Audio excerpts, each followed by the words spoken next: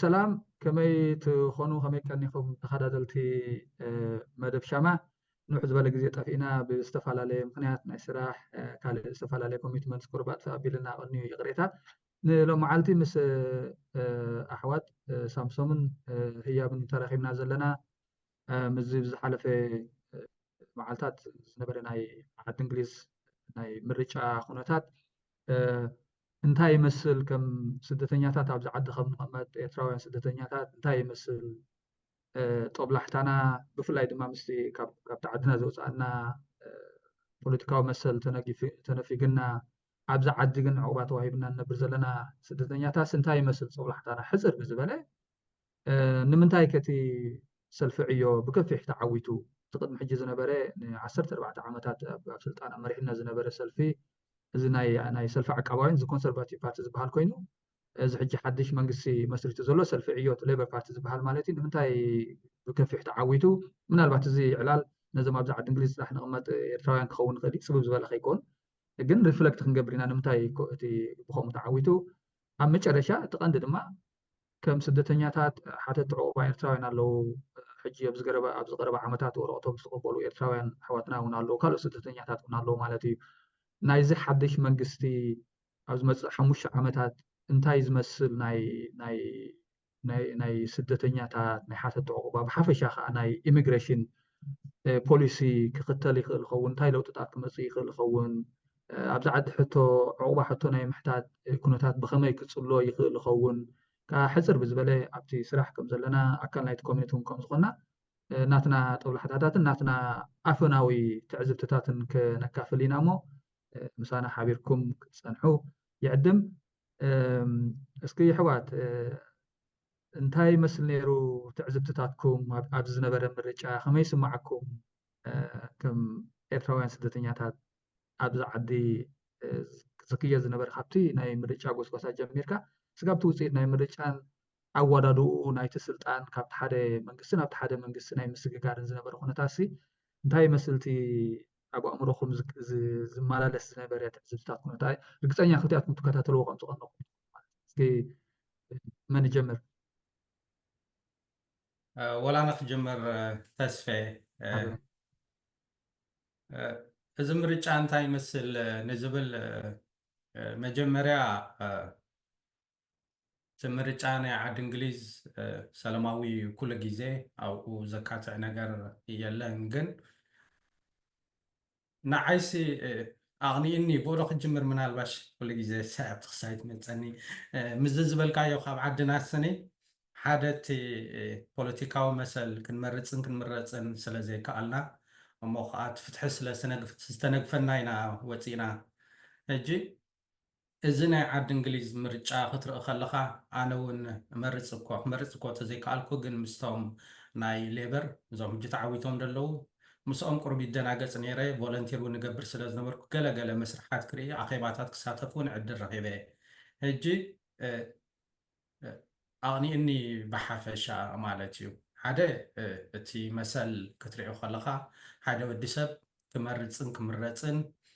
ኣካል ወይ ዜጋ ናይ ሓንቲ ሃገር ምዃኑ ሙሉእ ሓላፍነት ክስምዖ ክትሪኦ ከለካ የቕናእካ እዩ ዳሓረይ እዚ ምርጫ እዚ ካብቲ ዝነኣሰ ወዲ 20ታት ዕድመ ክሳብ ዝዓበየ ዕድመ ዘለዎ ሰብ ኣብ ውድድር ዝኣተወሉን ዝመረፀሉን እዩ ማለት እዩ ምናልባሽ ከም ዝረኣናዮ ወዲ 22 ዓመት እቲ ዝነኣሰ ኣባል ባይቶ ኮይኑ ተመሪፁ ኣሎ ምናልባሽ ንሰባት ክሊር ክትኮነሎም ክትንፅረሎም ናይ ዓዲ እንግሊዝ ጀነራል ኤሌክሽን ክንብል ከለና እንታይ ማለት እዩ ንእሽተይ እውን ክትንክፋ መስለኒ ዓዲ እንግሊዝ ሓደ መንግስቲ ዘቐውም እቲ ሃውስ ኦፍ ሎርድስ ዝበሃል 650 መናብር ኣለዎ ወይ ሜምበር ኦፍ ፓርሊያመንት ኣለዎ ሕጂ ካብዚ 650 ዝበዝሐ ልዕሊ ፍርቂ ማለት እዩ 326 መንበር ዝረኸበ መንግስቲ የቕውም ማለት እዩ ከምኡ ዝረኸበ ፓርቲ ወይ ሰልፊ ሕጂ ብሓፈሻ ክሪኦ ከለኹ እዚ ምርጫ እዚ ንዓይ ሓደ ዘቕናዕንን ክትሪኦ ከለካ ከዓ ማዕረ ክንደይ ሰላማዊ ምንባሩ ዘርእየካ እዩ ማለት እዩ እቲ ዝዓበየ ነገር ናት እውን እቲ ተሓታትነት ትሪእሉ ዓይነት ምርጫ እዩ ተሓታትነት ክብል ከለኹ እቲ ዝነበረ ሰልፊ ንህዝቢ ዓዲ እንግሊዝ ስለዘይሐጎሶም ምናልባሽ ተቀዳማይ ሚኒስተር እውን ዝበሎ ኣወጥዕናኩም ዝበሎ ስለዝቆጥዕናኩም ከዓ ግብረ መልስኩም ርኢናዮ ዝበሎ ሕጂ ከምኡ እዩ ማለት እዩ ተሓታትነት ዝስፈነሉ ላዕለዎት መራሕቲ ዝነበሩ ወይ ላዕለዎት ናይ ዓዲ እንግሊዝ መራሕቲ ዝነበሩ ክሳብ እታ ቀዳማይ ሚኒስተር ዝነበረት ሊዝ ትራስ ዝበሃል ቦታኣ ዝሰኣነትሉ ምርጫ እዩ ስለዚ ተሓታትነት ዝተረኣየሎ ዓይነት ምርጫ ውፅኢት ወይ ከዓ ምርጫ መዓር ክንደይ ጠቃሚ ምዃኑ ዝረኣናሉ ኩነታት እዩ ነይሩ ክብል ይኽእል ብሓፈሻ ንዓይ ብጣዕሚ እዩ ኣቕኒየኒ ስለምንታይ ካብ ዓደይ ከም ዝወፃኹ ከዓ ደጊሙ ኣዘኻኺር ንክብለካ ፅቡቅ ሳሚ በዚ ኣጋጣሚ እውን ምስ ናይ ፖለቲካዊ ፓርቲ ክትከይድ ከም ትኽእል ነጊርካ ኣለካ ማለት ናይ ልበር ኣክቲቪስት ከም ዝኾንካ እውን ነጊርካ ኣለካ ማለት እዩ እታ ሃውስ ኦፍ ሎርድስ ዝበልናይ ሃውስ ኦፍ ኮመንስ ማለት እዩ እቶም ነቲ መንግስቲ ዘቕሙ ማለት እቲ መናብር ሓፈሻዊ መናብር ናይዚ ዓዲ እስኪ ሓንቲ ሕቶ ላ ምናልባት ንህያብ ሪፍሌክስ ክገብር ዕድል ክንቦ ህያብ እስኪ ከመይ ከተድምፅ ትኽእል ኢኻ ህያብ መስለኒ ኣለካ እንዲ ሲቲዘንሽፕ ኣለካ ዜግነት ኣለካ ተድምፅ ትኽእል ኢኻ ድሜፅካ ዶ እያ ድመፅካ ንመጀመርያ ሰላም ከመይ ኣለና ቅድም ኣብኣ ክጅምር ተሳኣለምታ ሕዝላ ዝበልካ ሕቶ ኣድመፅኩን ካብዚ ናይ ሳሚ ፍለይ ዝበለ ርእይታ ክህሉ ንኽእል እየ ኣነ እቲ ዝነበረ ጎስጓስ ክኸውን ይኽእል እቲ ዝነበረ ናይ ምርጫ ሃዋሁ መራ ክስታይ ኮይና ነይራ ማለት እዩ መራ ሓደ ቶክሲክ ዝኾነ ላንጉጅ ተጠቂምካ ነንሕትካ ቪሊፋይ ወይ ነንሕትካ እንዳ ወንጀልካ ዝግበር ዓይነት ክስታይ ነይሩ ቅድሚ ናብቲ ኤሌክሽን ምብፃሕና ካልእ እውን እቲ ፖሊሲ ኤሪያስ እንተዳ ቀስ ኢልና እንተንቢድናያ እቲ ፖሊሲታት ናይቲ ዝነበረ ጋቨርንመንት ናይ ሕጂ ዘሎ ዝመፀ ጋቨርንመንትን ብዙሕ ፍልይ ዘለዎ ኮይኑ ይስማዓኒ ንዓይ ማለት እዩ ካልእ ናይ ሕነ ምፍታይ ክስታያት ነይርዎ ብሶሻል ሜድያ ጌርካ በቃ ንዝኾነ ኣብ ዝኾነ ሞመንት ኣብ ሞባይልካ ዝኾነ ክትገብር ምስ ገበርካዮም ዝመፅኻ ማለት እዩ ከምዚ ለና ከምዚ ክንገብር ኢና ገለለካ ማለት እዩ መብዛሕትኡ ሓሶት እውን ክኸውን ይኽእል ካምፔይን ማለት እዩ ናይ ሶሻል ሜድያ ማዓት ሚስኢንፎርሜሽንን ዲስኢንፎርሜሽንን ዝበሃል ኣምር ዝነበሮ ክስታያት ማለት እዩ ካልእ እውን ከም እቶም ብዓለም ደረጃ ዝግበሩ ዘለዉ ዓበይቲ ኢቨንትስ ኢንተርናሽናል ኢቨንት ዝፀለውዎ ዓይነት ክስታይ ነይሩ ንዓይ ከም ዝርዳዓኒ ማለት እዩ እቲ ጎስጓስ ብፍላይ ናይ ኣብ ጋዛ ዝግበሩ ዘለዎ ኣብ ዩክሬን ዘሎ ብዙሕ ነገራት ኣብ ኢንተርናሽናል ኣፌርስ መራ ሮል ዘሎ ኮይኑ ዝስማዓኒ ንዓይ ኣብዚ ናይ ሕጂ ምርጫታት ማለት እዩ ብከምኡ ኢና እውን ብዙሓት ኢንደፐንደንት ዝኾኑ ኤምፒ ወይ መንበርስ ናይ ፓርሊያመንት ርኢና ማለት እዩ ሓደ ኢንደፐንደንት ዝኾነ ካብ ክልቲኦም ዓበይቲ ፓርቲታት ናፃ ዝኾነ ኤምፒ ኣይነበረንን ኣብቲ ዝነብሩ ዘለኽዎ ከባቢ ማለት እዩ እቲ ናተይ ኤምፒ ናይ ስኮትሽ ናሽናል ፓርቲ ዝበሃል ኤምፒኤም እሶም ከዓ ከምዚ ረኣናዮም 9 ኤምፒ ጥራይ ሒዞም ተሪፎም ካብ ልዕሊ 48 ዝኾነ ማለት እዩ ነዚ ከዓ ዳርጋ ወረዲ ፈሊጥና ነርና ማለት እዩ በቲ ዝግበር ዲስካሽን እዚ ኣብዚ ዝግበር ዕላላት ብቐሊሉ ክትርድኦ ንኽእሎ ነርና ማለት እዩ ሕጂ ብኸመይ እዮም ከድምፅ ኣይከኣልኩን ኣነ ታንኪዩ ይቐኒለኒ ክልቲኹም ፅቡቕ ትዕዝብቲ ማለት እዩ ኣነ እውን ከምኡ እቲ ዝነበረ ከምቲ ዓንተዊ ሳሚ ዝበሎ ስደተኛ ኮንካ መሰረታዊ ፖለቲካዊ መሰል ካብ ዓድኻ ተነፊግካ ተሓሪምካ ኣብዚ ዓዲ መፂኻ ከም ስደተኛ እውን ተቐቢሎም ኦፍኮርስ ናቱ ብትሆታት ኣለኩም ኩሉ ግዜ ንዕልሎ ኣብቲ መዋቕራዊ ዘይፍትሒ ኢንጃስቲስ ኩላትና ንርድኦ ኢና መስለኒ ክትሪኦ ከለካ ግን ከም ሰብሲ እቲ ዝፀማእካዮ ንስኻ ክትገብሮ ትኽእል ኢኻ ብምርጫኻ ሕጂ ህያብ ርኢኻዮ ከም ዝበልካዮ መሪፅካ ማለት እዩ ኦኬ እዚኦም ኣብዚ ዘለዉ ዝተፈላለዩ ተሓንሓንቲ ፖለቲካዊ ሰልፍታት ኣይውክሉንን እዮም ነቲ ኣነ ዝደልዮ ፖለቲካዊ መትከል ኣይውክልዎን እዮም ስለዚ ኣይመርፅን እየ ትመሰል ኣለካ ኣይመረፅካን ማለት እዩ which is ንሕና ዘይረኸብናዮ ዓድና ማለት እዩ ክትመርፆ ትኽእል ዝተፈላለዩ ፖለቲካዊ ሓይሊ እንዳሃለወካስ ግን ስለዘይዕግበካ ዘይናይ ምምራፅ መሰል ኢና ስኢልና ዘለና ማለት እዩ ሓደ ካብቲ ዘቕንዓካ ንሱ ኣሎ እቲ ካልእ ዝበልካዮ ኦፍኮርስ ከምዚ ናይ ብሓቂ ሓደ ቶክሲክ ዝኾነ ኣቋሻሺ ዝኾነ ሓደገኛ ቋንቋ ናይ ምጥቃም ተውኔታት እንቅስቃሳት እውን ነይሩ ማለት እዩ ብርግፅ ማለት እዩ ኣብቲ ናይ መረፃ ጎስጓስ ክካየድ ከሎ ማለት እዩ ካብቲ ፖሊሲ ሓሊፉ ካብቲ ናይ ፖሊሲ ምፍሕፋ ሓሊፉስ ናብቲ ፐርሰናል ናብቲ ውልቃዊ ክሳይ ዝኸይድ ገለ ነገራት ነይርዎ ብርግፅ ማለት እዩ ኣብቲ መጨረሻ ደስ ዝበለና ኣነ እንታይ እዩ እዚ ኩሉ ከም ዝበልካዮ ተጋጭ ፀኒሑ እቲ ሰብ ንፋስ ይውሰዶ እሞ ፌር ኢናፍ تعودكم ኣለኹም تعودካ ኣለኻ ዮሃና ኢሎ ሰለማዊ ብዝኾነ መንገዲ እቲ ናይ ስልጣን ምስግጋር መስርሕ ምቕባሎም እውን ሓደ ካብቲ ደስ ዝብለካ ነገር ማለት ካብቲ ንዓና ዘቕንኣና ሕጂ እንታይ ዝክር ነይረ ዋላ ናፅነት ናይ ኤርትራ ምስ መፀስ 91 ዝነበረ ትፅበዮ ነገር ከምዚ ዓይነት ግሬስፉሊ ስልጣን ኣምፂኻስ ነቲ ኣብቲ ስልጣን ኣብ ምምፃእ ምሳኻ ዘይነበረ ሓደ ፖለቲካዊ ወገን ናይ ኤርትራ ከዓ ብኸመይ ክንሪኦ ንኽእል ነርና ገለ ሪፍሌክት ትገብር ነይራ ማለት ኦፍኮርስ ታሪካዊ ሚዛናት በበይኑ ክኸውን ይኽእል እዩ ግን እንታይ የርእየካ ከምዚ ዓይነት ኣገዳሲ ፖለቲካዊ ማይልስተን ክርከብ ከሎስ ሓደ ዊዝደም ዘለዎ ፖለቲካዊ መርሕነት ተዝፍሉስ ኦኬ ንፋስ ውሰዶ ሕጂ እዚ ግዜ እዚስ ናይ ሂሊንግ ግዜ ናይ ምትዕራቅ ግዜ ናይ ምብባሃል ግዜ ብሓንሳብ ናይ ምንባር ግዜ ገለ ኢሉስ እስኪ ብሓንሳብ ናይ ንስራሕ ዝብል ክሳይ ክትረክብስ ክንደይ ፀጋ ነይሩ እሱ ብምስኣና ከዓ ንሕና ስጋብ ክንደይ ስጋብ ሕጂ ተሓሲና ከም ዘለና ቁርብ ሪፍሌክት ትገብር ማለት እዩ እምበርቲ ምርጫ ኩሉ ውሃ ዘበለ ባባ ዝተመልአ ክሳይ ነይሩ ምባል ኣይኮነ ብርግፅ ማለት እዩ እዚ መስል ሓፈሻዊ ትዕዝብትናተይ ማለት እዩ ምናልባት ናብታ ካልእ ምስጋና እስኪ ዝያብ ኦፍኮርስ ዘልዓልከ ሓደ ገዳስ ነገር ኣሎ እቲ መብፃዕታት ሓደ እውን ክንሪኦ ንኸውን ኣብ ግዜ ምርጫ ዝግበር መብፃዕ ኣሎ ዝተነፍሐ ከም ባሉን ኮይኑ ዝንፈሕ ናይ ክንገብር ኢና ክንለውጥ ክነምፅእ ኢና ዝብል መብፃዕታት ኣሎ ማለት እዩ ድሕሪታ ምርጫ ዘላ ኔክስት መዓልቲ ግን ወዳዓውያን ክንከውን ኣለና ሪያሊስቲክ ክንከውን ኣለና እንታይ ክንገብር ንኽእል ከምዚ ፀኒሑ ገለ እንዳበልካ ሽዑ ናይ ምህዳም ነቲ ፖሊስታት ምክንያት እንዳምፃእኻ ዘይ ናይ ምትግባር ተኽእሎታት ኣሎ ርኢታት እውን ኣሎ ፖለቲከኛታት ዝገብርዎ ማለት እዩ እስኪ ናይ ኤርትራ ኣብ ናትና ኮሚኒቲ ክንመፅእ ኣብ ገለ እንታይ ርኢ ነይረሲ ብገለ ኮሚኒቲ ኣብቲ ኣካል ናይቲ ማሕበረሰብ ናትና ዝመፀ ደገፍቲ ናይቲ ስርዓት ማለት እዩ ነዚኣ ምርጫስ ከምዚ ክንመርፅ ኣለና እውን ዘይኮነ ክንጥቀመሉ ኣለና እዚ ሓደ ሲቪካዊ ሓላፍነት ኣለና ኣካል ናይ ሕብረተሰብ ስለዝኾንና ምስ ኩሉ ድሁታት ኦፍኮርስ ክንመርፅ ኣለና እውን ገለ ዘይኮነስ እንታይ ነይራ ዝገረመትኒ ነዚ ምርጫስ ክንጥቀመሉ ክንክእል ኣለና ነቲኦም ኣብ ምርጫ ቀሪቦም ዘለዉ ተወዳደርቲ ሕፅያት እዚ ብዛዕባ ዝግበር ዘሎ ናይ ተቃውሞ ፖለቲካዊ ምንቅስቃሳት ግብረ ሽበራዊ ኮይኑ ንዓና ንውሕስነትና ኣስጋኢ ከም ዝኾነ ንስኻትኩም ከም ሕፅያት ተወዳደርትስ ንውሕስነትና ንምርግጋፅ እንታይ ትገብሩ ኢልናስ ሕጂ ክንሕዞም ኣለና ክንሓንቆም ኣለና ገለ ዝብል ዝተፈላለዩ ጎስጓሳት ገለ ክካየድ ቀኒ ማለት እዩ ሕጂ እንታይ ብል ነይሩ ኣብ ክንዲ ንምረፅ ኣክቲቭሊ ኢንቮልቭ ንግበር ተራ ንፃወት ምርጫና ነቶም ንዓና ዝውክሉና ብፖሊሲ ክሳይ ርኢና ነቶም ንዓና ዝውክሉና ሰባት ንምረፅ ኢልና ኣብ ክንዲ ንጓሳጎስ ነዚኣ ንጥቀመላ ነቲ ኣብ ኤርትራ ዘሎ ስርዓት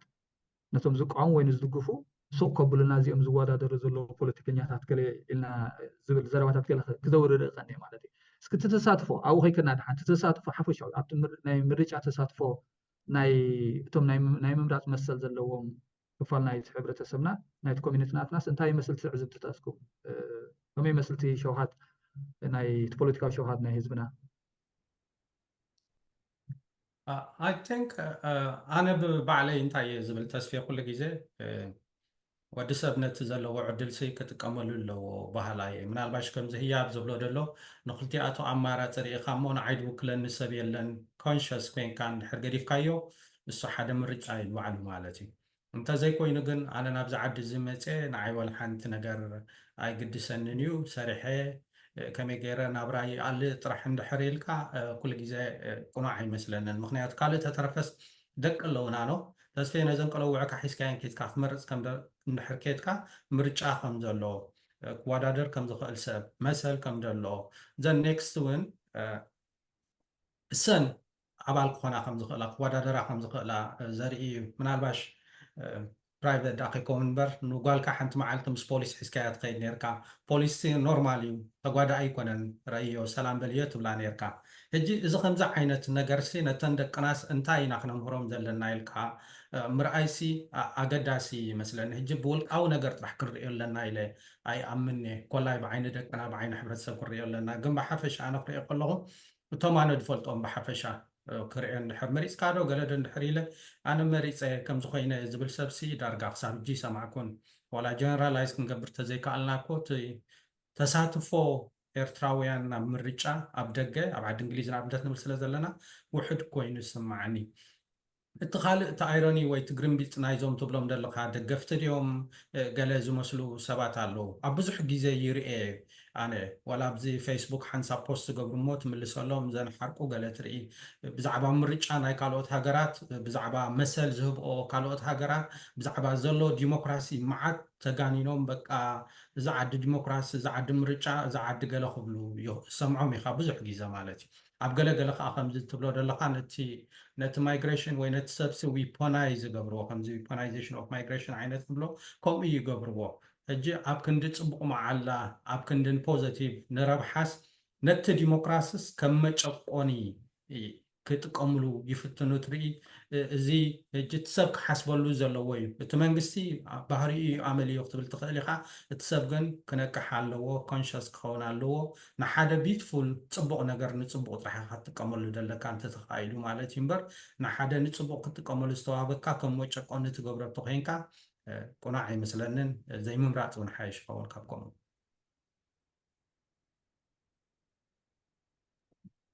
يا أنا وأنت معها صار تيدل أنت سؤال مذا مودات هزبلك حتى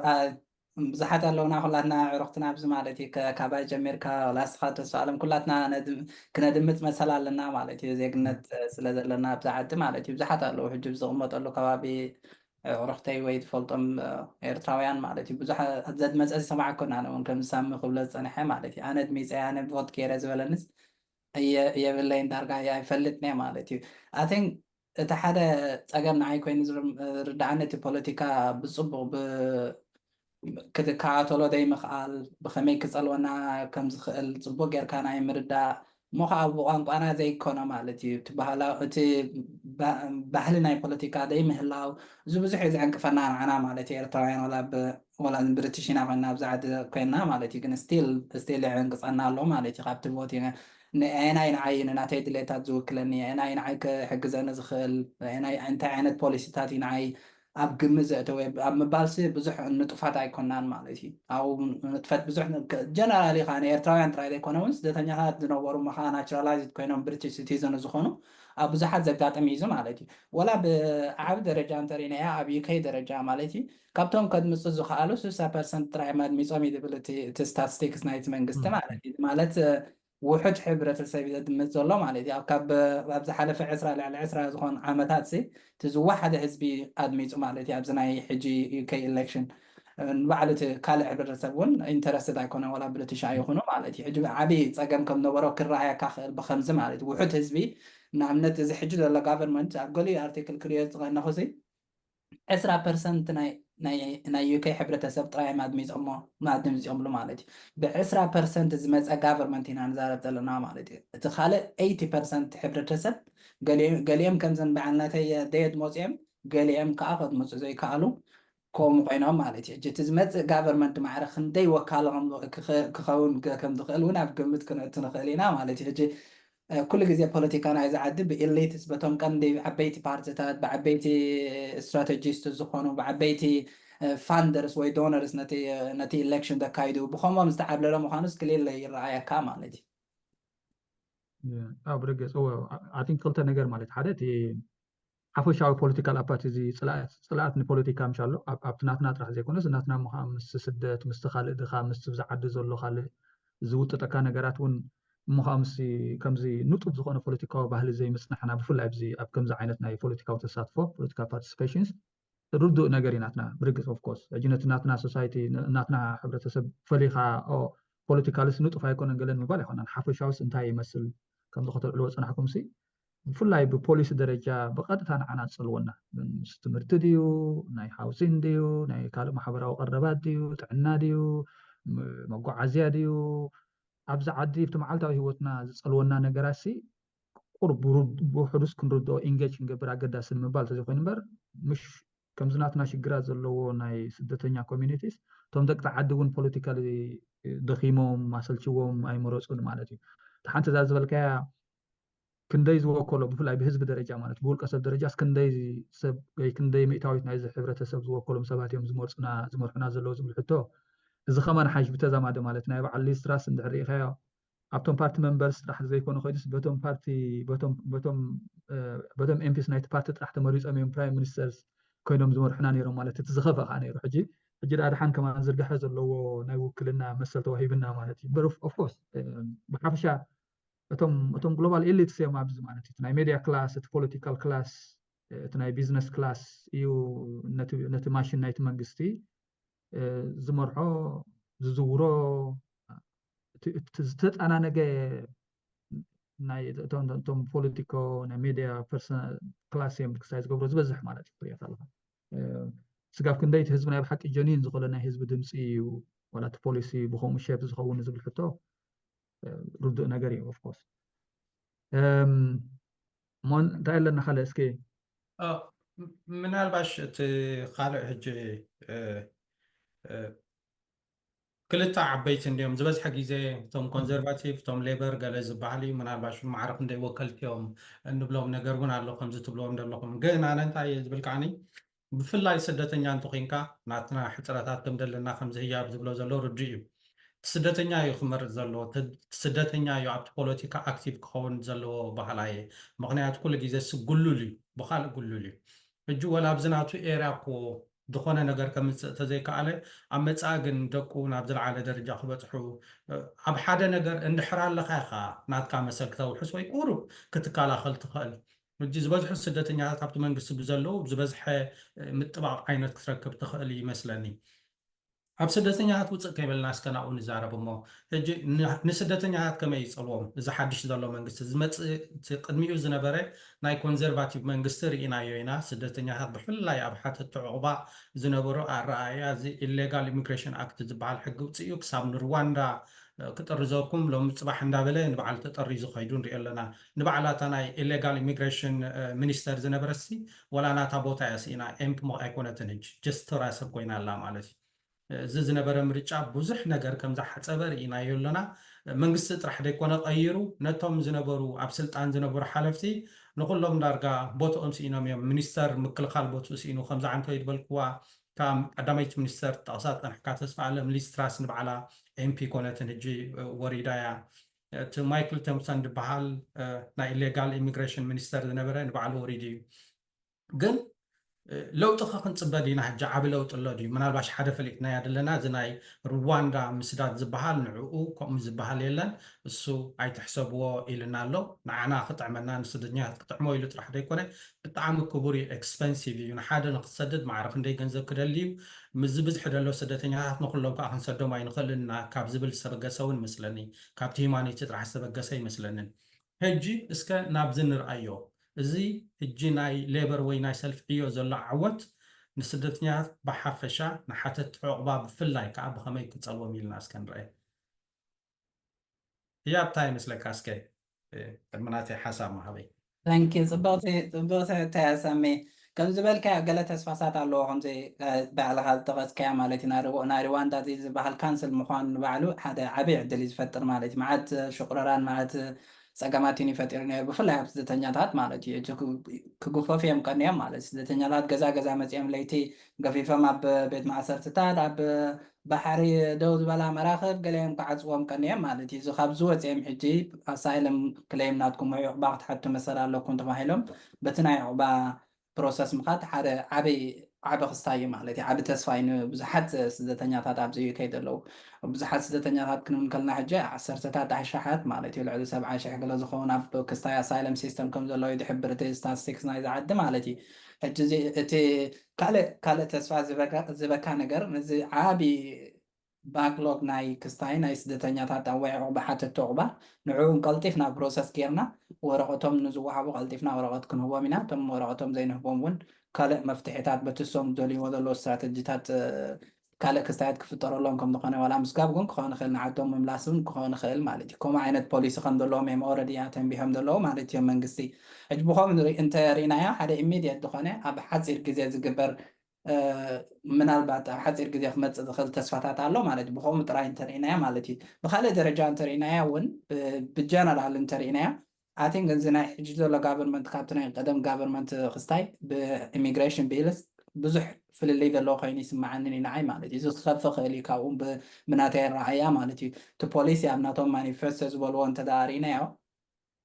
عند غيون بحالة زنينا مالتي زي border command سكيركا نيميغريشن سين مس بتيروريست ناي تيروريست بوليسيتات تتكيم كا government مقبار عينت بوليسيتات يم تريد الله مالتي حدا عقبال حتى زلا سبسي كمي جري مس حدا تيروريست وي مس حدا قبرش براز قبر سب معرة خوين بدا سيم بوليسيتات كيركا بأدرس تقبره مالتي زري حج معرة خندي حدا قلنا كون كم زخيل very clear مالتي كاله generally كاب UK وصايات وقرابة UK دلو أنا عملت فرنسا دين كالوت هاجرات مس أنت سمامعك حدا عبي زخنة أمبريلا ناي security أنصار سجبرس أنصار سدتني على واحد تعقبات جبر نجرات كبتر كم دخل قليل بقليل كم لي أنا خيل مالتي كم ينزلوا له already مالتي حجتي MI15 زبحال ناي security كخون خوليهم كالوت security ناي crime agency زبحال بزما حبر على بزي UK كالوت هنا national crime agency ده يكونه أبوز أب كاب ملو عالم وكاب بيرة بعد جهاز صرح استعد مالتي بس لين قالنا وافير كا خمسة قبل سندنيا سد قبل شبرا غير كا كتكاتلوني immigration مفتان نبعلو حنا عبي كستايت أجمع مخاني كلير لكم ريانا خلينا أنا زمالتي كله بأمنا domestic policies نايت منقسم تريناهم من البعض ناس دتنياتات كحجز خلنا قرار نتلي نعملت بناي employment بسرعة قرنا بناي سرعة كونتات كنتايك لو تقمت خلينا ونكريان خلينا عملت zero hour contracts بحال سرعة كم زلوا بزين نقمت نفلتين أنا عو cancel كم جبرينا كم عينة بوليسيات نقط فينا يقولوا ما على شيء مالت مسألات نايتم سرحتنيات قرب كم حاش خلخون ما على شيء كانت من حجز مثلا قصة زي بلا نقر عن تلي asylum seekers سوي حتى تعبا صرح في قدرلهم دي في قدرلهم بزح كستايلن مالت بزعبو بزح استزرب نقر يلن تم ستنيات هذا اللوجن ناي سرع الدلات كفتر لهم تسفاتات على مالتي بعين تاكس كمريان خلينات خفل قبر مالتي ولا حنت بزح لو تقم ديله كوسخ كم زخيل ترايز قم دل حجي سك حجي دلنا يستعد مالتي أتين ببزح ملكعتات كمريان خلينات ما ساسلتي باترن سالو خابتنا قدم نبره government ناشتو أب حصير جزء أسباب كآخر رأي زخول عدلات كا ويتسفاتات كم دلو آخر يعني آخر مالتي. Thank you. يا من الباش تسفي كرميس خموتو زا border security command تبال بزح جزء الزرب الله دلو نجار الله الساس كأربعة فحصاب الله. Alright. I think uta nai Rwanda خمسة دول كمية مالتي كاب قدم ناي labor كمسين أبتا ناي border command security command ولكن ناي رواندا نفرق هم نزي ناي رواندا بوليس نايز منجستي ناي تزنبر منجست قوم وخلو أتي حقاوي مدايناتو أتي إمورالو زخون مدايناتو إسبعو زخون مدايناتو أتي بعيني ناي سدتنياتات حقر إيخا مالت بعيني مسل نسدتنياتات نحاتة تعقوبة إيخاس مسلوم يزو حدا سبسن أب زخون عداتي ولا عبي خايفة تأتونا بحدا عدت تأتقل لها سلازم مسلكا أتي نعقوبة مسلكا خنساقدي قبل كخون أتي نعقوبة حتى خامس حاتت كايزر رأي مالت ثم حجزهم حجز منقسي حيزهم زلو سلفعيو تقاومو نزل ناي رواندا ناي متدراس ناي مسوغاغ بوليس زنبر ناتهم تقاومو هم زياب زبالو تقباراو ايكونن كبوريو it's expensive تقباراو ايكونن بتكوس benefit ناتو analysis رئينا جيرناسي تقباراو ايكونن جيس مور ناي سب ناي زي ادماسي دمس نمركاب يخوم تتقومو زلوخم بر ناي بحكس براكتيكال نجر ايكونن لممزنو اخون يرو اجي ازن تايزر انا مالتي in principle سي ناي بحق سلوت نيرو تزخون سايم تعاومون مالتي تعاومو دايم تعاومون دايم زول نيرو نحنا ندقفونينا مخنياتو يتسوي سوق ماني نايتوم ناي حزبي ገንዘብ يطرح يزطف مخنياتو ተግባራው አይከውንን እንተ ኮይዶም ስንደ ይኮርዩ ቀንድ ዝነቆፎም ዝነበሩ ስጋብ ሕጅስ ሓደ ሰብ አይሰደድኩም ናይ ሰጎኩም እዮም ዝብሎም ነይሮም በር ክስጎጉ ሳይገበኦም this is immoral this is ሰብኣዊ ዘይሕጋዊ መሰሎም ኣብ ዝኹ ክሕተተሎም ኣለዎ ገለ ኣይኮነን ዝብል ነይሮም ማለት ሕጂ እንታይ ዘርኢ تفللي يا بينيرو أب تفورم بخمي يبلو بخمي يزارو بلو دايمبر أب تسابسان سايكونن مالتي بمتكلسي سبب زعد مسيح عقبان نخي حتت درجة تماساسال خسايز اللي هو مالتي حدث فلي من داير تي أب سلطان زنابرة منجستي تي زقوم له أنقا بقولع درجة عليه تاوز خنق أنقا بقولع مالت همزي وتوريرنا نبحكي أسكها في زخنق أنقا يتكم نير بقولع مالتي الزخاء كمزي بمعارض تلخي عرلو بتوشتو مالتي تو أنقا تي ناي حقاوي أنقا تي دبلوماسياوي أنقا بحاني مالتي كم تنايتي ما يكونن برجس قنتاي مزدلي خطر خلها فللي زلوا خويني سمعنا كم زي يابولو جي عبتناي إذا حدش أو شيء مزلوا ناي border security command انتهى ميلو مالتي اتنابي نبرواندا كخي تحاسيب الزنابرة جنزب نابزر invest جيرنا دوباتناس كم زي اتخون قبرينا جي كم زي اتخون قبرينا خمان أبزب حري مسقربة زي كونت السب كم زغطوا صنحكم أهجراوي ناي إذا counter terrorism counter سماجلين نظام زي حقاوي ناس قرت سبات ترافيكرز ونزبلوم نعوم سي اتناي منقصق عسس نساتهم زهبو ناي منقصق عس حاجز كان المسوينا فرنسا طرح زي كونه كاب فرنسا حالف مس انتربول على مالت زناي هجراو بوليس ناي بوليس كساله ناي سكرتاي مس انتربول ناي زعد زتفالالي ناي انتليجنس مالت مور ابت كريمينال ابت ازيو لزلا على كريمينال سرحات جبنات زنطفو حاجز زغبرو زي ناي على ناشونال سيكوريتي اجنس ناي زعد مالتيو ام اي 5 كم ناي سي اي غلز عينته مالتيو نزيኦም ناي زعدن ناي كالوتن بحنسابات اميرنا استفلالي ناي انتليجنس صلاتات بحنسابات اميرناس سبات نابز عدي زي اتولو منجدي دوبات كنفطرينا حجي فيزيكال دوبات زي خونس استفلالي ناي سيكوريتي دوبات كنفطرينا نتوم سماجلرز نتوم اساغرتي سبات ناتهم بيزنس كم صفق نقولنا عاتهم كعبهم انتهينا في الحزم ينزل حجري مالت تزخف تزسكفك مالتي ناي نقبل شبراويان انصار قبل شبراويان تباهيلو زوص حق له مالتي اجي نعوم بسغابكم عينت حقاوي ناي كريمينال سرحات كم زغور غيرنا لك كم تنس نقبل سبرناوان نمتحز قبر كل ناي حدا هاجر صقاتات او زوعل او خنو علينا تصقاتاتنا جريات حدغኛ ማለት እዩ ኣብቶም ኣሳገርቲ ሰባት ጥራሕ ዘይኮነስ ወላፍቲ ኮሚኒቲ ናትና ማለት ኣብዛ ዓዲ ዘሎ ኮሚኒቲ ናትና ብዝተፈላለየ ምክንያት ሲ ምስ ሰብ ክትዳወል ትኽእል ኢኻ ማለት እዩ ተፀጊሙ ዘሎ ሰብ ኣብ ካልእ ዘሎ ሰብ ንኣብነት ክድውለልካ ክኽእል እዩ ከምዚ ኮይነ እንታይ ገለ ክብለካ ክኽእል እዩ እስኻ ናይ ግብረ ሽበራዊ ስርሓት ኣይኮንካ ትሰርሕ ዘለካ ቴሌፎን ካብ ገለ እንድሕር ተረኺቡስ ብኡን ክሕዙካ ክእሉ ማለት እዩ ግብረ ሽበራ እንድሕር ደኣ ተኸሲስካ ናይ ሕጊ ክሳይ ቀሪብካ እቲ ዝኸፍአ ዝለዓለ ናይ መቕፃዕቲ እንታይ ሽሙታት ኣለካ ማለት እዩ ሕጂ እንታይ ዘርእየና ብልክዕቲ ዝሓስቦ ዘለዉ እቲ ዝገብሮ ዘለዉ እንተደኣ ተግባራዊ ኮይኑ ሲ ካብቲ እቲ ሓደ መንግስቲ ዝሓስቦ ዝነበረ ዝፍለ እውን ኣይኮነን ማለት እዩ ቀዳማይ መንግስቲ እንታይ ዝብል ነይሩ ኣብዚ ዓዲ እንተኣትዮም ክንሰጎም ኢና በዚ ፈንጢሶም እንተኣትዮም በዚ ከዓ መንገዲ ከፊና ንሕና ናብ ካልእ ክንሰጎም ኢና ብላ እዚ ሕጂ ዘሎ ከዓ እታ ቀደም ዝነበረት መንገድስ ከምዘይ መእተው ከምዘይ ብላ ክነዓፅዋ ኢና እዚ ከዓ እንታይ ኢና ንገብሮ ሓድሽ እዚ ፈጢርና ኣለና እዚ ከዓ ከምዚ ገንዘብ ዘለዎ እቶም ንሩዋንዳ ክወሃብ ሓሲቡ ዝነበረ ገንዘብ ናብኡ ኣምፂና ኢንቨስት ጌርና ዝተፈላለየ ድርዒታት ናይ ዶባት ፈጢርና ሰባት ኣብዛ ዓዲ ከምዘይኣትዉ ክንገብር ኢና ምስ ኣተዉ ኸ ዝብል ሕቶ እውን ኣሎ ብገለ ኣጋጣሚ ፈንጢሶም ምስሊ ክረኺቦም ምስ ኣተዉ ኸ ዝብል ሕቶ ንሱ ሕጂ ስጋብ ሕጂ ካብቲ ዘይመለሱ ወይ ማለት እዩ እንታይ እዮም ዝብሉ ቅልጡፍ ዝኾነ ናይ ኣሳይለም ሕቶኦም ተራእዩ ክስጎግሉ ዝኽእሉ መንገዲ ሕጂ እቲ ቀደም ዝገብርዎ ዝነበሩ ካልኣዊ ዝምድናታት እናገበርካ ናብ ዝተፈላለዩ ሃገራት ናብ ሃገሮም ድዩ ወይ ክቕበሎም ዝኽእል ሃገራት ናይ ምስጓግ ናይ ምእሳር ተኽእሎታት እውን ክህሉ እዩ ማለት እዩ ምስኡ ብዝተሓሓዘ ምናልባት እቲ ብክልተ ነገር ክንሪኦ ንኽእል ኢና እቲ ናይ ወፃኢ ናይ ኢሚግሬሽን ጉዳያት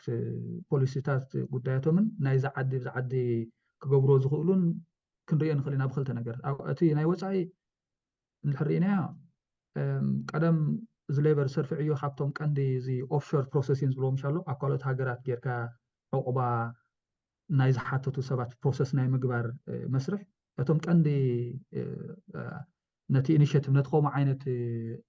ድራፍት ሓሳባት ዘንቀሉ ሌበር እዮም ማለት እዩ ቀደም ኣብ መጀመርያ 2009 2000 ድሕሪኡ ዝነበረ ኩነታት ናይ ቶኒ ብሌር መንግስቲ ኣብ ስልጣን ከሎ ንሶም እዮም እዚ ሬጂናል ናይ ፕሮሰሲንግ ሲስተም ዝፈጥሩ ነይሮም ኣብ ማእኸላይ ምብራቕ ድዩ ኣብቲ ናትና ዞባ ድዩ ኣብ ከምዚ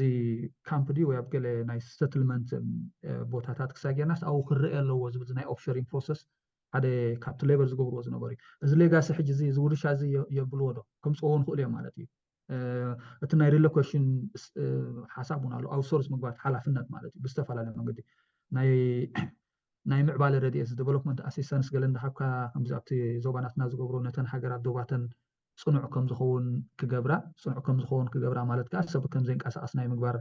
ሓሳባቶም የተግብሩ ኣለዎ ማለት እዩ ሕጂ أبزخ وفري قبر ذي يكونوا بتي ناي وصا بدأت بوليساتهم بحجينا خنريا جن كوما عينة تاريخاوي سرحاتهم سلازلوا ما يتنك ناومكم ولا سخول مزد فلاي مزد صار ناي كاونتر سماجلين يلوم على يلوم مزلوا حدش إزم على أبز عدي عدد قند نجر أمز هي أبز ولا عتوي حتى تعواب زعدي سرح يفقد لهم حد خط قند قصع عايز يكون بوليس نايز عدي حتى تعواب سرح يفقد لهم مالت سرح يفقد لهم مورالي ولا بفاينانشال سي درجة يقصع يسمى مالي سجى تورط تموز واتليست انا حد عمت هيفكر لهم أي فقد لوني مالتي تا حنت عمت تفقد لون very rare مالتي قوم عين سب فقد له زوج حساب سخيت فقد لي ولا عمتات صنح مالتي أجي كموز جبرخا زم سلف عيو خلوا وبسلطان كلوا يوم تيمو مالتي مقصعتين حتى تعوبا مقصعت تباهلو زمسا نايتم قدامات المزي حجي عقباوي سلفي أبسلطان مسمسه أبسلطان كلوا مساتم يوم تيمو حجي ناي ستارمر ناي حجي كان مينستر كوين زولو بوليس ندري خمو مور ناب ناي توني بلير ناب ناي قدم ناي توني بلير مور بليرايت ستايل هو مالتي هذا خط فوليس جبرو دارجا نابتي سنتر رايت بحال نابزوم ناب يمناوي بوليتيكاوي سنة حساب زلوهم منقسقاساتن حسابات تፀጊዑ እንዳርኢኹም ማለት ናበይ ቀንዲ ዝነፀጎም ዘጥፍኦም ፐርጅ ዝገበሮም እዚ ናይ ፀጋማዊ ስነ ሓሳብ ወይ ከዓ ሰንተር ሌፍት ወይ ከዓ ኤክስትሪም ሌፍት እውን ዝኾነ ናይቲ ፓርቲ ዝነበረ እንታይ ሽሙ ንዕኦም ቀጥቂጡ ንዕኦም አንፂሁ ንዕኦም አጥፊኡ ናበይ ይኸይዱ ማለት እዩ ዳርጋ ነቲ ናይዞም ኮንሰርቫቲቭስ ንሱ ይወልስ እቲ ቋንቋ ሰም ቋንቋ እዩ ማለት ዝጥቀም ደሪኦም ኩሉ እቲ ቋንቋ እቲ ማነር ናቱ እቲ አፕሮች ናቱ እንድሕሪኢኹሞ ዳርጋ ናብቲ የማናዊ ክንፊ ገፁ እዩ ዝኸይድ ዘሎ ማለት ሕጂ እንታይ ኢና ክንርኢ بحفشة بكل بوليسيتاس انتهينا هنري I think will be interesting نابز مزل مرت نايسرح عدل سمي ما مسيمو صغيرة مثلا مخنياتو انت دا غير كايو انت دا نايسرح مسل هيبكا سبات بت نايسرح مسل تثابيعهم نابز عدنا يممسا حدا أقدس فول فاكتورز لزخون سي كنبوم يبلنا نقلم زولو اسناي ديسبرسار الله حتى عقبا مسحات حدا سبب زعدي نابي بوتا يوستو حدا خط قند شجر بتقف اي بوتاتات ናይ ሓገዝ ኔትወርክስ ዘይብሉ ናይ ኮሚኒቲ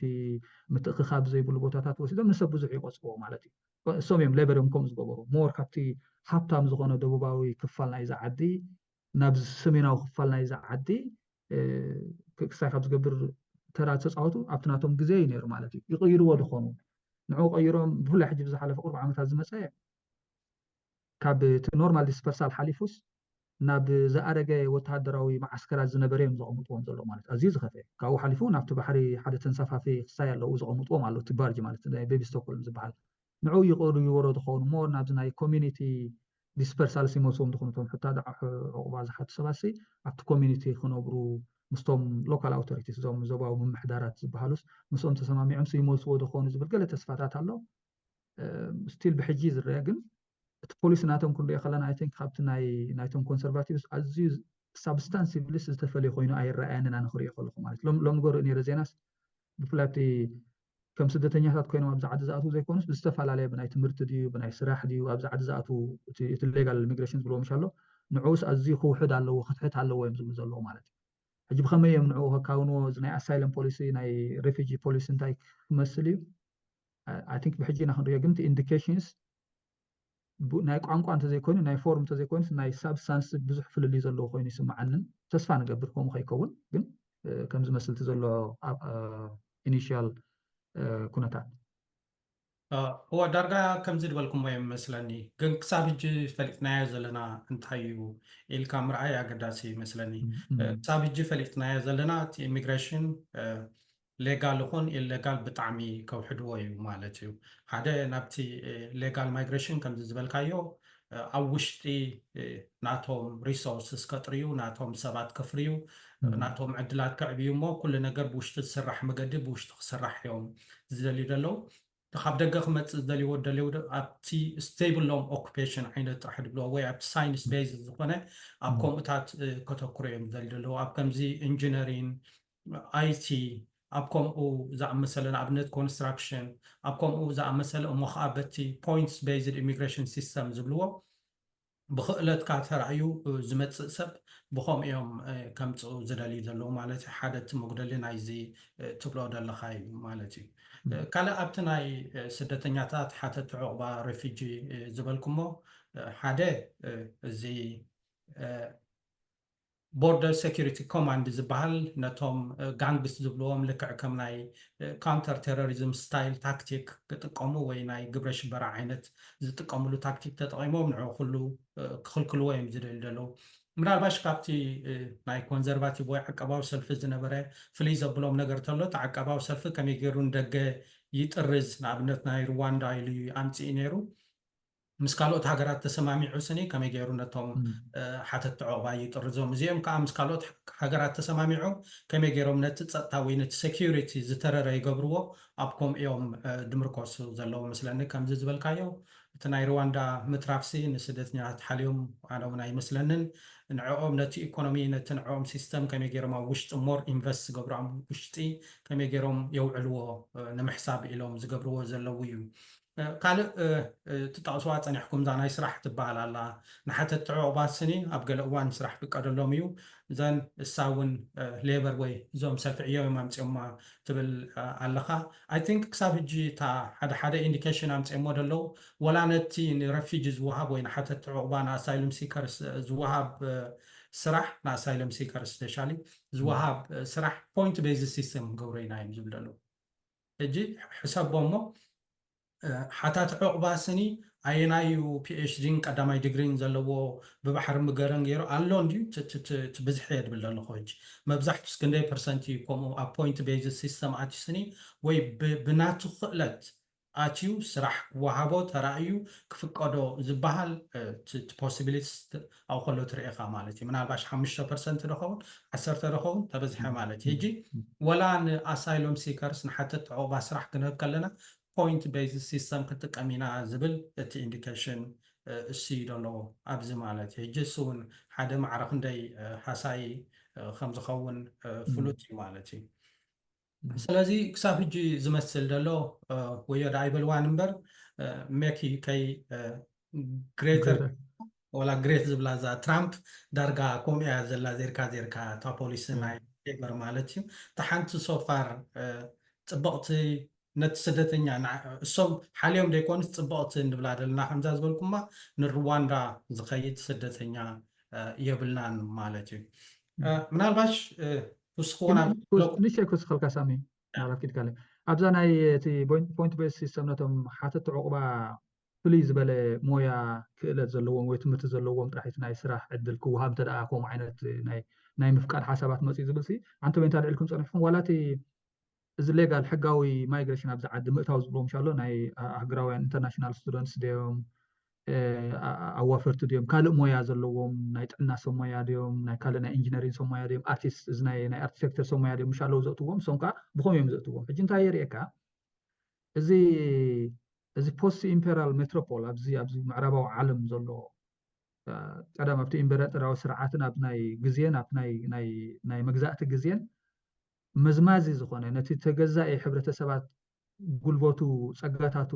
እንዳመዝመዘ ኣብዛ ዓዲ ንዘሎ ትካላት ዝሃነፀ ስርዓታት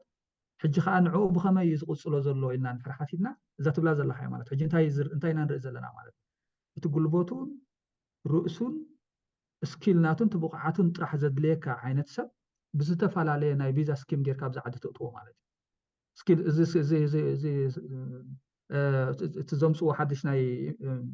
ፖይንት ቤዝ ሲስተም ሲ እንታይ እዮም ዝብልዎ the best and the brightest minds ካብ ዓለም ኣብ ገለ ኸትካስ ናይ ዕደና ቦታ ኣሎ እቲ the best and the brightest minds ዕድን ኣቢልካ ናብዚ ተምፅኦ ማለት ሕጂ እቲ ባዮፖለቲካል ኤክስፕሎይቴሽን ማለት እዩ ኣብቲ ፖስት ኮሎኒያል ኣብቲ ድሕረ መግዛእታዊ ዓለም ሲ ሓደ ሰሌክቲቭ ዝኾነ እንዳመረፅካ ኣብ ዕዳጋ ኸትካስ እዚ ከብቲ ዝስ ከምዚ እዩ እዚ ክሕረዝ ትኽእል እዚ ክሕረዝ ትኽእል እዚ ንመጥረ ክኸውን ይገለ እንዳበልካስ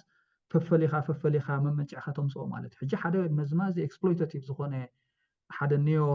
ኒዮ ኮሎኒያል ዝኾነ ናይ ኤክስፕሎይቴሽን ናይ ስርቂ ፖለቲካዊ ተግባራት ከም ዝኾነ እውን ዘርእየካ ማለት እተን ኮስ ነቲ ሰብ ብውልቁ ኣብ ከምዚ መፂ ናይ ስራሕ ዕድል ክረክብ ከሎ ፅቡቅ ነገር እዩ ግን ከምኡ ዓይነት ዋጋ ዝኸፈለ ሕብረተሰባት ነዚኦም ሰባት እዚኦም ንከምህር እንታይ እዮም ዝገብሮ ዘሎ ማለት ከትካስ ዕድን ኣቢልካ ተምፅኦ the best and the brightest ኣቢልካ ተምፅኦ ማለት እዩ ተምሃሮ ከምኡ ከተምፅእ ከለካ ደቆም ወይ ቤተሰቦም ኣብዚ ኣይፍቀደሎም ሕጂ እንታይ ብሎ ነቲ ኢሚግሬሽን ሌቨል ናብ ታሕቲ ንኸውሩ ድወስ ዝነበረ ቀዳማይ ዝሓለፈ መንግስቲ ዝገብሮ ዝነበረስ ነቶም ናቶም ዲፐንደንስ ወለዶም ክኾኑ ክእሉ ብቀረባ ንሶም ዝጥውርዎ ማለት ወይ መፃሙዶም ወይ ደቆምሲ ከምዚ ይኣትዉ ገይሮሞ ማለት ሕጂ እንታይ ትደሊ ነፍስኻን ርእስኻን ካልእኻ ግን ኣይንደልን ማለት እዩ ናትካ ስኪልስ ናትካን ካልእ ቤተሰብካ ክሳይካን ግን ኣይንደልን ማለት እዩ ሕጂ እቲ ገንዘብ እቲ ተመዝማዝ ዝኾነ ኣካል ናይቲ ናይ ሓደ ናይ ካልኦት ሕብረተሰባት የድልየካ ምክንያቱ ገንዘብ በይምፅእ እዩ ካልእ ግን ኣየድልን ማለት እዩ ሕጂ ራእየ እንታይ እዩ ዘርእየና ዘሎ እቲ ሳይክል ናይ ኒዮ ኮሎኒያል ዝኾነ ኤክስፕሎይታቲቭ ቴፍት ኤንድ ዲስፖሴሽን ብኸመይ ከም ዝቕፅል እውን የርእየና ማለት እዩ ሕጂ ናይ ሓተት ዕቑባን ናይ ኣሳይለምን ብከምኡ እዩ ዝተሓሓዝ ኣብዚ ዓዲ ዘሎ ናይ ሌበር ድማን ናይ ሓይሊ ሰብ ጠለብ ኣብ ግምት ብምእታው መን ነናይ ኣካል ነናይ ቦዲና ክንምዝምዞ ንኽእል እንዳበሉ ሰለክት እንዳገበሩ መሪፆም ንሰባት ናይ ዕድል ስራሓት ክህቡ ክእሉ እዮም ከምዚ ኣብ ኮቪድ ዝተገበረ ኣብ ኮቪድ እንታይ ገይሮም ዝክሮ እንተር ኮይኑ ምናልባት ናብ ካልእ ዳኸይ ወስደና ትዕላል እምበር ኣብ ዌርሃውስ ዝሰርሕ ሰብ ኣብዚ ዓድስ ዌርሃውስ ማለት ኣብዚ ፋብሪካታት ዝሰርሕ ዓይነት ሰብ ካብቲ ትሑት ዓይነት ናይ ስራሕ ህይወት ኩነታት ዝነብር ሰብ እዩ ማለት እዩ ግን እዚ ናይ ፉድ ፕሮሰሲንግ ናይ ፀባ ድዩ ናይ ምግቢ ምሽ ነይሩ ወላ ሎክዳውን ተዓፂና ከለና ክቅፅል ዝነበሮ ንዖም ኢሰንሻል ወርከርስ ተባሂሎም ኢሰንሻል ወርከርስ ኣይሕሰቡን ካብ ንሳቶም ማለት ግን ኢሰንሻል ወርከርስ ተባሂሎም ነፍሶም ኣብ ሓደጋ ዘእትዉ ዝነበሩ ዝበርሑ ስደተኛታት እዮም ደሊቨሩን ገለን እንዳገበረ ነዚ ሶሳይቲ ሳስተይን ዝገበሮ እቲ ስደተኛ እዩ ማለት እዩ ነዚ ሕጂ መን ናፍልጦን መን ክብርን እውን ንህቦ ሕጂ እንታይ ዘርእየካ እቲ ሲስተምሲ ኣብ ግሎባል ሌቨል ስጋብ ክንደይ እቲ ናይ ቀደም ዝነበረ ኣብ ግዜ መግዛእቲ ዝነበረ መዝማዚ ፖለቲካዊ ስትራክቸርስ ኣቆፂሉ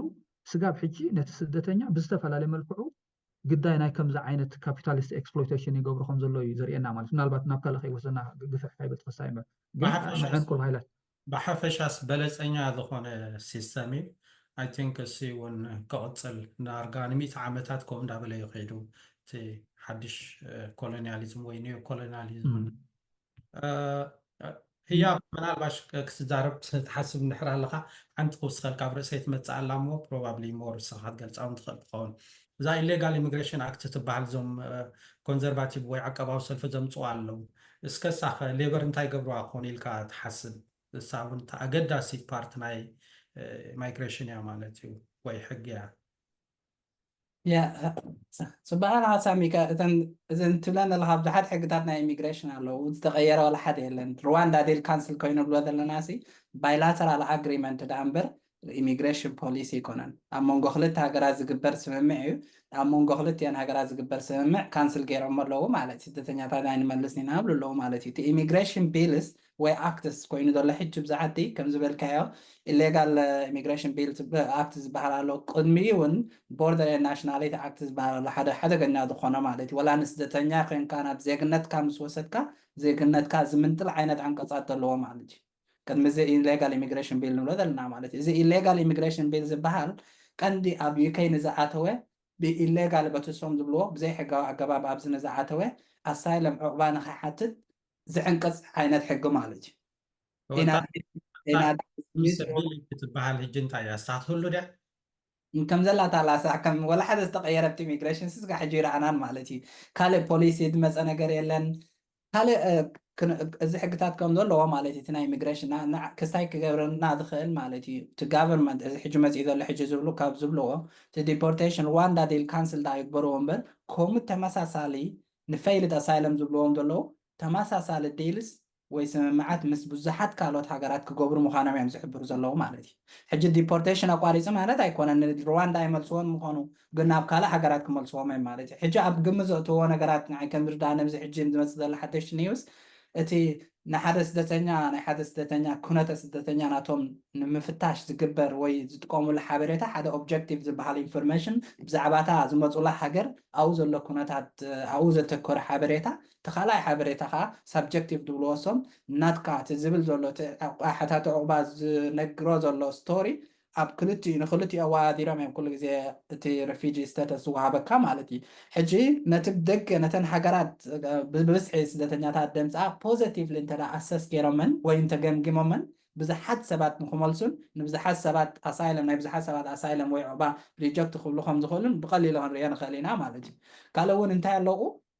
እቲ ሓይሊ ናይዚ ጋቨርንመንት ረእይዎ ሕጂ ንኣብነት تحتاتنا يبلون مالتي دار قال على 400 قالوا دخوني ام بي حسكازي ماني محاتو ماني اكاونتبل كغورو 220 دخوني كونزرفاتيف علو شعات ترايالو سكوتلاند سكوتش ناشونال ك بارتيز بحال مالتي قدم على 4 قالن كلو نز بوليس مره فيرس ليم دقاومو نيرو مالتي اب سكوتلاند زي تا انكو كفالنا يكي زدتانياታት دمص زوبلا هاجريا مالتي ابزو كنكاس زدتانيا ولا كان كلها ناس رفيجي ورقد انتليكا تدمز إخابي أب سكوتلاند أب زلوا عد مالتي حجي نزيتاتون كانسل قبرو خوليم سنترال جافرمنت هنا عبي باور علوم حجي أكاونتبل أيكونوا نزخونا مالتي معرخ ندي عبي كم السميم كعن سدتنيات كت أبغى لنا نتصبهم وتم ليبر يوم كعني أبزي تي حفشاوي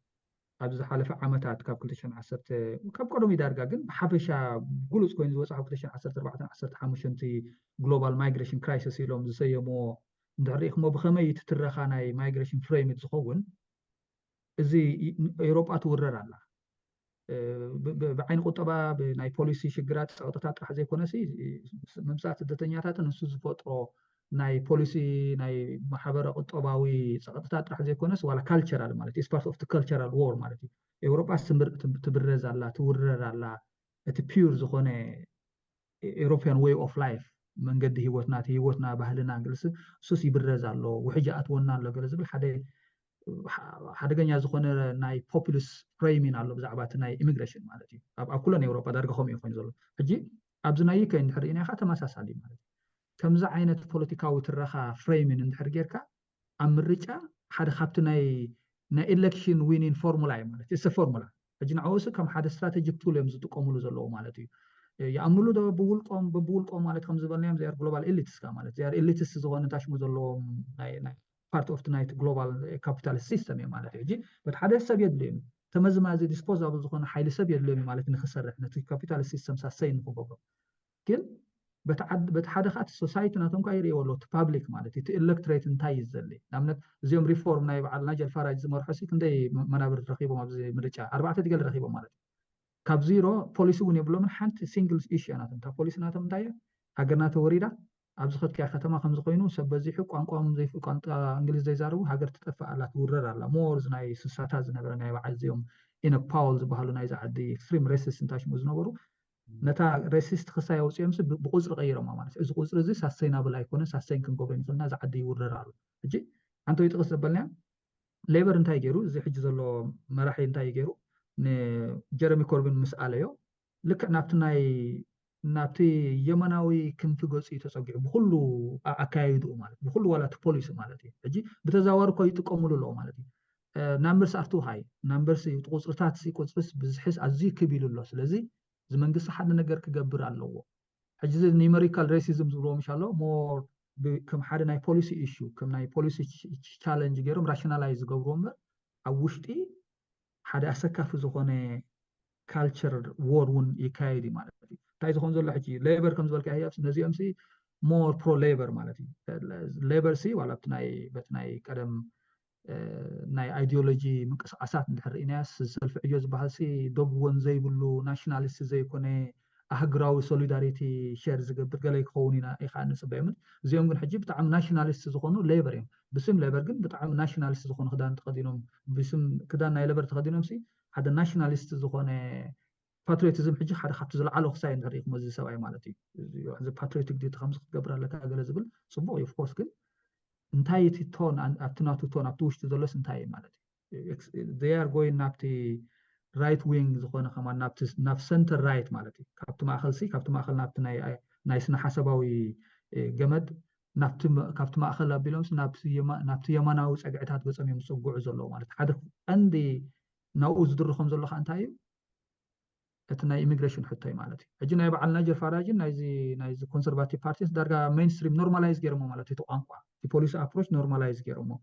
do we see them حجي going back نابتي center left ويكا نابتي ساقما وخصاي كخدون مور نابتي ناي social democracy قل خساب كمو اي مثلا مهناتو كم election formula اي واتسومي مالتي that's why they were very vague كو نصر ايكون النير بزعبا immigration زلوون policy نصر ايكون النير مالتي تحنا تي conservative زوس اي قاوم منبر رج كمزي بوليسنا ناتنا نقبلنا مثلا لو حدا سب مسيح وبحثت بروسس نقول لهم يناون كويبل مالتي جسيك أو ما ترى كبرت يا زاوي ስለዚ እንታይ እዩ ምናልባት ትሩ ከለርስ ሕጂ ክወፅእ እውን ይኽእል ይኸውን ማለት ዲፐንዲ ነቲ ሙድ ናይቲ ፓብሊክ ናይቲ ህዝቢ እናርኣዩ ተመሳሳሊ ምዕባለታት ኣብ ካልእ ከም ዘለዎ ንሪኦ ኣለና ማለት እዩ ኣብ ፈረንሳ ዝመፅእ ዘሎ ራይት ዊንግ ጋቨርንመንት ንሪኦ ኣለና ኣብ ጀርመን ናይ ዩሮፒያን ፓርላመንት ክስታይ ኤሌክሽን ነይሩ ቅድሚ ገለ ሳምንታት ማለት ቅድሚ ወርሒ ገለ ኣቢሉ ርኢናዮ እሱ እውን ማለት እዩ ብራይት ዊንግ ኤምፒስ ወይ ብተዓብሊሉ ማለት እዩ ኦልሬዲ ኣብ ኣሜሪካ ዝመፅእ ዘሎ ፖለቲካ ንሪኦ ኣለና ብኣስፋሕ ኣቢልና እንተሪእናዮ ኣብቲ ዌስተርን ዓለም እቲ ኣንቲ ኢሚግሬሽን ዝበሃል ኣምር እናበዝዐ ከም ዝመፅእ ዘሎ እንዳኸፍአ ከም ዝመፅእ ዘሎ ኢና ክግለፅ ብከምኡ ጥራይ ክግለፅ ዝኽእል ማለት እዩ ሕጂ ሌበር ምስ ናይ ፈረንሳ ጋቨርንመንት ብፍላይ እቲ ራይት ዊንግ ዝኾነ ጋቨርንመንት መፅኡ ምስኡ ተሰማሚዖም ክገብርዎ ዝኽእሉ ዳሜጅ ማዕረ ክንደይ ከቢድ ከም ዝኸውን ክሊል ኢና ዓና ማለት እዩ ካልእ ምናልባት ሳሚ ቅድሚ ናባኻ ዕድል ማሃበይ እታ ፋሚሊ ሪዩኒየን ትብል ኣምራ ኣላ ብዙሓት ስደተኛታት ብፍላይ ኤርትራውያን መረጥ ጠቕመና ዝነበረት ነገር ማለት እዩ ኣብኡ ዝመፀ ለውጢ የለን እቲ ሚኒማም ኢንካም ዝበሃል ለበል ልዕሊ 29,000 ድሕሪ ገለ ኣዋርሕካ ናብ ልዕሊ 38,000 ዝኸውን ገንዘብ እንተዘይእቲኻ ኣብ ዓመት ናትካ ስራሕ ወይ ሳላር ብኸውም እንተዘይተገምጊሙ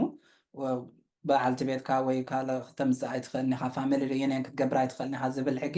እቲ ሚኒማም ኢንካም ለቨል ዝበሃል ኣቦትኡ ኣሎ ማለት እዩ ስጋ ሕጂ እዚ ንባዕሉ ማዕረ ክንደይ ፀላዊ ከም ዝኸውን ማለት እዩ ካብ ዩኬ ወፂኻ ክትምርዖ ይትኽእልኒ ኢኻ ማለት እዩ ከምቲ ገንዘብ ተዘይለኻ ወይ ከዳ ሓንቲ ክትምርዖ ይትኽእልኒ ማለት እዩ እቲ ኢንዲቪጁዋል ራይት ፋሚሊ ላይፍ ዝበሃል ብከመይ ንዓና ይፀልወና ከም ዘሎ ርአየ ሕጂ ማለት እዩ ተመርዒኻ ወላ ተመፅኻ ከዓ ናብዚ እንዳኸፈለት እያ ክትከይድ ይመስለኒ ምናልባሽ ሓንቲ ክውስኻ ዝደሊ ምዛ ናይ ቦርደር ሴኪሪቲ ኮማንደር ቀይሙ ንብሎ ዘለና ኣብቲ ርእሲ ተስፌ ዝገለፃ እዚ ክሮስ ቦርደር ፖሊስ ምብዛሕ ገለ ወላ እዞም ናይ ምሁራት ናይ ቴሮሪዝም ዓይነት ምግባር እታ ናብ ውሽጢ ዝገብርዋ እውን ኣምፂኦማ ዘለውላ ብውሕዲ 1,000 ድኾኑ እቲ ናይ ሪተርን ኤንድ ኢንፎርስመንት ዩኒት ዝበሃል 1,000 ድኾኑ ከምኡ ክንገብር ኢና ብለለዉ ስለዚ ኣብ ውሽጢ ዓዲ ኮይንካ እንድሕር ኣብ ውሽጢ ዓዲ እንግሊዝ ማለት እዩ ናትካ ኣሳይሉም ፌይል ተገይሩ ናይ ምፅናሕ ዘለዎ ተኽእሎ ተሓቢእካ ክትሰርሕ ገለመለ እዚኣ እውን ዳርጋ ናብ ዜሮ ገፃ ክትወርድ እያ ማለት እዩ ምክንያቱ ኩሉ ግዜ እንዳፈተሹ እንዳገፈፉ ክኸድዮም እቲ ናይ ምጥራዝ ሕቶ ክሳብ ሕጂ እሱ ኣብ ሕቶ እዩ ዝኣቱ ማለት እዩ ንኣብነት ሓደ ኤርትራዊ እንድሕር ሒዞምስ ኤርትራ ክመልስዎ ይክእሉን እዮም ኦብቪየስሊ መንግስቲ ኤርትራ ስለዘይቅበል እንታይ ክገብሩ እዮም ካልእ ሩዋንዳ ድዮም ክፈጥሩ ሽዑ ክንሪአ ኢና ማለት እዩ ግን ኣትሊስት ኣብቲ ናይ ቦርደር ሴኪሪቲ ኮማንደር ዝበሃል ብውሕዲ 1,000 ዝኾኑ ስትሮንግ ናይ ሪተርን ኤንድ ኢንፎርስመንት ዩኒት ክነቐውም ኢና ኢሎም እሳውን ኣነፂሮም ኣለዉ ቤዚካሊ ዝነበረ ሆስታይል ኢንቫይሮንመንትስ ይቕፅሎ ኣለዎ ማለት እዩ ብጣዕሚ ሆስታይል ኢንቫይሮንመንት ቅፅልዎ ኣለዉ ካልእ ከዓነት ዝኾነ ናቶም ኢሚግሬሽን ስኒ ምስ ኪል እዮም ዘተሓሕዝዎ ደለዉ እዚኣ ከዓኒ እታ ንሓደተ ዕቑባ ኣዕናዊት ትኸውን ዘላ ማለት እዩ ብሓፈሻ ፀጋማዊ ዝኾነ መንግስቲ ኣለዎ ዓዲ እንግሊዝ ክትብል ዳርጋ ኣሰካፊ ዝኸውን ዘሎ ኩነታት እዩ ማለት እዩ ወላ ሌበር ተኾነ ኣብ ፀጋም ገፁ ዝኸደ ከምዚ ተስፋየ ዝበልካዮ ሰንተር ሌፍት እውን እንተኾነ ዳርጋ ምስቶም ኮንዘርቫቲቭ መንግስታት ናይ ኤሮጳ ወይ ናይ ካልእ ዓለም ተመሳሳሊ ዝኾነ ፖሊሲ እንዳሓዘ ይኸይድ ኣሎ ክንብል ንኽእል ማለት እዩ ኣነስ ኣብ ዝኣኽለኒ ትውስኽዎ ነገር ተለኩም ክንምድእ ይመስለኒ ታንኪዩ ኣነስ ዝውስኽ ነገር የብለይን ታንኪዩ ኣነ እውን ከምኡ ተመሳሳሊ ኣገዳሲ ፍልይ ፍልይ ዝበለ ፖሊሲታት እንተ ወፂኡ ብፍላይ ምስ ናይ ኢሚግሬሽን ዝተሓሓዝ ነቲ ኮሚኒቲ ናትና ኣገዳሲ ክኸውን ንኽእል እዩ እንተዳ ኢልና ምናልባት ከምዚ ኩሉ ግዜ ንገብሮ ሕፅር ሕፅር ዝበለ ዕላላት ክንገብረሉ ንኽእል ኢና ሕጂ ግና ትንኪ ኣኽለና መስለኒ ምናልባት ክንሕብሮ ንደልዮ ነገር እንተልዩሲ ዝኾነ ሕቶታት ብፍላይ ካብ ናትና ኮሚኒቲ ዝመፅእ እንተልዩ ብቲ ሶሻል ሜድያ ድዩ ወላ ከም ኮመንት ጌርኩም ኣብ ዩቲብ እውን ክትገድፉልና ትኽእሉ ኢኹም ብፍላይ ክምለስ ዘለዎ እዚ ኣገዳሲ ንዓና ዝብልዎ ነገራት እንተልዩ ማለት እዩ ነቲ ሕቶታት ወይ ኮመንት ሳው ዘሎ ክንዛረበሉ ንኽእል ኢና ማለት እዩ ገለ ሓበሬታታት ኣኪብና ኣቲንክ ፅቡቕቲ ሕቶ እያ መስለኒ ህያብ ፅቡቕቲ ዘለዓልካ እያ ዝኾነ ምስ ናይ ኢሚግሬሽን ምስ ናይ ኣሳይለም ምስ እዚ ናይ ረፊጂ ፖሊሲ ኣብዛ ዓዲ ዝተሓሓዝ ድዩ ካልእ በቲ ዘለና ትሑት ዓቕሚ ብሊሚትድ ሳይ ዝኾነ ዓቕምናትና ገለ ክንብል ንኽእል ኢና እንድሕር ኢልኩም ሓሲብኩምሲ ፀሓፉልና ኣተወኩስና أبانا بس جزان تزير له ولا خلوت سمويا عديمنا كنا أنقدو ساقم زلو غيني سمعنا سبوت حسب هي سامنا بخسر قريبك هو درجة الساعة من الباش عبز مسي حساب خبز ده لسه بتلو خاني we are open مالتي. thank you everyone Thank you.